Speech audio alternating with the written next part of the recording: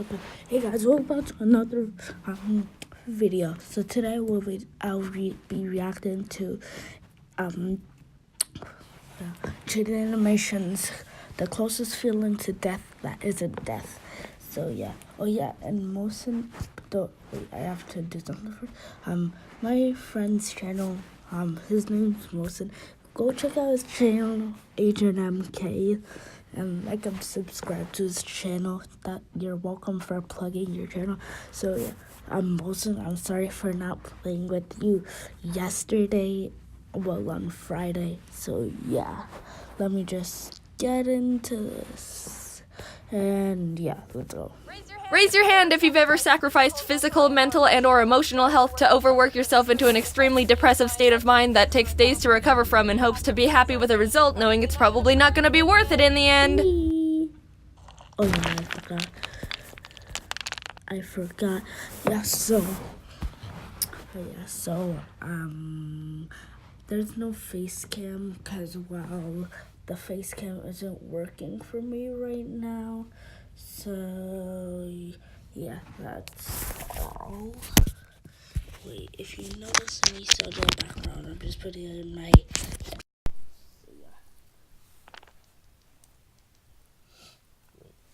Knowing it's probably not going to be worth it in the end.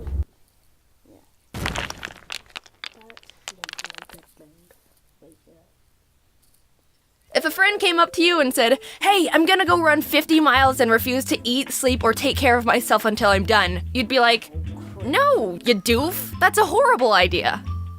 You need sunscreen first." Overworking yourself has such a confusing interpretation right now. Everyone knows it's not good, but at the same time, it's also glorified. The best examples are in school or work environments. Dude, I had 6 hours of homework last night and didn't get to bed until 4 a.m. You think that's bad? The other week, I had 3 tests to study for, so I pulled an all-nighter and only drank coffee for 2 days straight. I have not slept for a week. My blood flows with Red Bull and Xanax.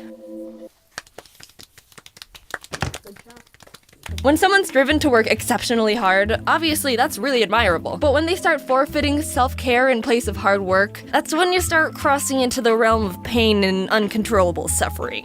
Yeah, but enduring the pain and pushing forward is super strong. No. Admiring something that's stupid and unhealthy isn't commendable. Instead of encouraging it, tell your brain, "Hey, no, bad.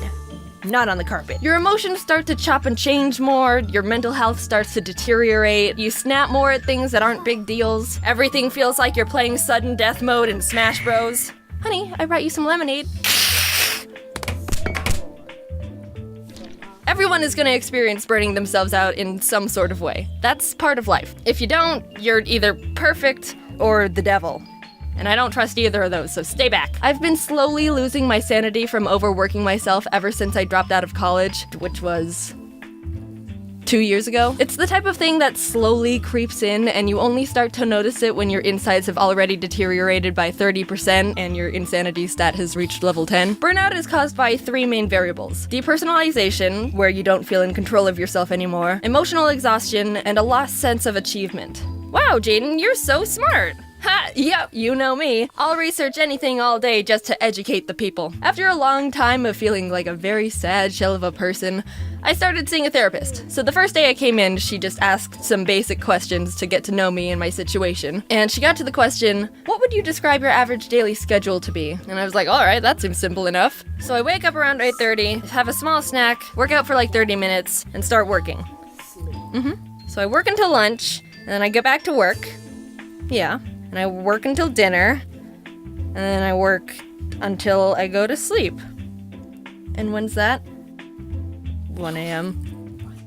Yeah, I see the problem now. I was, and still am, struggling with the mindset of, if I'm not working, I'm being lazy. And the fact that I work for myself in my own home and am my own boss doesn't help at all. Taking a break to play games? But I could be working. Eating dinner? I could be working. Sleeping? But I could be working. But I could be working harder. I'm not saying this just for you, but for myself. It's okay to take personal time for yourself. Don't work your life away. I'll take a break when I'm dead. Frick.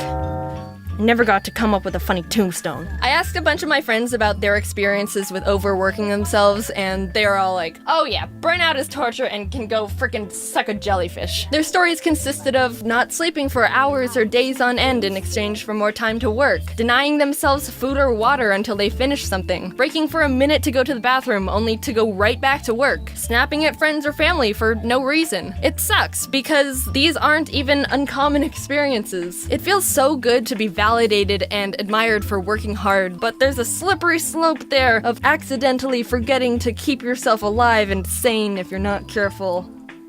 I'm here to save you from yourself! What? What? Wait, I've got to study for final exams! No time! Go take a nap! 46% of Americans drop out of college anyway! I'm kidding. School is important. If you drop out, you don't get to use me as an excuse to your parents. But it's important not to die from burnout. Or in general. Don't ever die. I also asked my friends if overworking themselves negatively impacted their relationship with the end product, and there were two different interpretations. Some of them said, holy frick, yes, I hate that thing now. Stressing and pushing themselves too much made them sloppy and make awful mistakes. They cut more corners and agreed the final product suffered because of the pressure they put on themselves. Another friend, with better hair, described it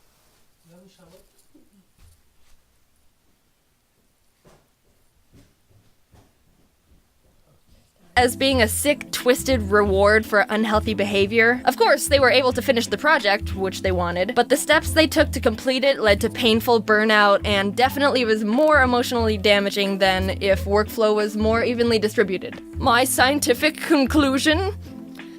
You suffer either way.